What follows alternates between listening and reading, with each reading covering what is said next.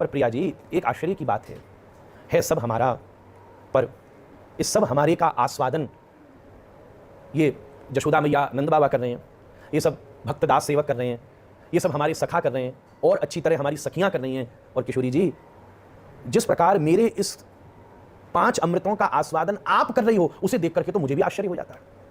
जैसे ऐसे ही हे राधिका, जिस तरीके से आप हमें देखती हो तो हमें खुद ही आश्चर्य होता है कि हमारे नाम धाम रूप लीला गुण में क्या इतना आनंद है। तो आप क्या चाहते हो श्याम सुंदर? बोले हम ये चाहती हैं कि हम भी नाम धाम रूप लीला गुण का आस्वादन करें।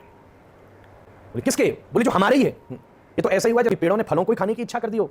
तो किशोरी जी प्रसन्न होकर बोली, बोले देखो आपकी जिज्ञासा तो अच्छी है, तदन रूप ही ठाकुर जी का नाम धाम रूप लीला गुण है, पर उसकी अधिकारिणी, उसकी संरक्षण करने वाली श्री राधिका स्वामिनी श्री प्रिया जी हैं। अब कभी ठाकुर जी को अगर स्वयं को ही अपने नाम धाम रूप लीला गुण की जरूरत पड़ेगी तो स्वयं श्री ठाकुर जी को भी प्रिया जी के आश्रय में जाना पड़ेगा। बोले वो तो मैं आपको दे सकती हूँ, आप अपने प्रेम का आस्वादन करना चाहते हो, उसमें इतना विशेष रस है, उसके लिए तो श्रृण लक्ष्मी अस्य लोकस्य माहात्म्यम अहं वक्तुम असक्षक्ष ब्रह्मलोके स्थिता रुद्रलोके स्थिता तेपि ममलिना न जानन्ति अन्ये मम भक्ता बहवः सन्ति तेपि ममलिना न जानन्ति केवलं राधिका पदर से मनो मज्जतु तेपि जानन्ति नान्ये।